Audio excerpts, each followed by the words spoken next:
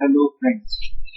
In today's session, we will try to understand two more instructions of auxiliary microprocessor, and they are JZ and JNZ. That is jump if 0 and jump if not 0. Here I have mentioned a very basic example just to explore exactly what does JZ and JNZ instructions do.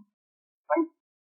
For a better understanding, I would suggest that we need to prepare our assembly level language program where we can use all the instructions like jump if carry, jump if not carry, jump if 0, jump if not 0, STA, LDA, STX, LDAX. Fine. I'm going to prepare one such program for you so that you can get a clear understanding about. Fine. Initially, we are just trying to understand what does JZ and JNZ instruction is doing. Fine. First of all, instruction is that is LDA 2000H. Use what? For example, I am going to access the data like 55 from that memory location 53 in terms of hexadecimal. Sorry, in terms of decimal, it is going to be converted in terms of hexadecimal. Similarly, from memory location to 2001, I am again accessing the same data and I am doing a subtraction operation to it. Let's just first of all assemble the program. That is fine.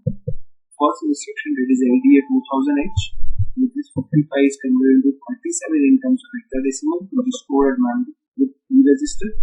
Again 2001H, 55 will again store in accumulated in terms of decimal and it is going to convert into hexadecimal, that is 37. Now when I am using that is subtract B, it means what? You would be getting a 0, and when the content of the register is 0, I would be saying content of accumulator is 0. It means that carry flag is going to be 0 flag is going to get set, and you can see that right now 0 flag is not set, but after this instruction 0 flag is set. Jump if 0, it means what? As this condition is being satisfied, we will move to this location that is ADA 01H. Fine. RAN, that is rotated accumulator left. SK 2002, you can see that 2 is available and 5 minutes. And the logic behind this, that is area, is nothing here. I have just mentioned two instructions to be executed after JZ. Fine. So don't think what the logic is to be over there. Fine. Now let's change this data so that we can understand the thing as well, the portion as well. Again, I am just assembling the program. 2000. Next it is. Means here the subtract B will not be satisfied. In jump if 0 will not be satisfied, 0 flag is not.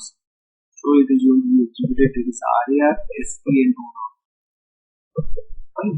So in this manner we can say that data is 0. You can see that 0 is available. Why? Because after the rotation the data gets to 0. You can change the value is very. Again I will assemble the data. You can see that and the 0 rotation I'm getting forward. I hope the concept is very clear for you. Fine. Okay. Thank you.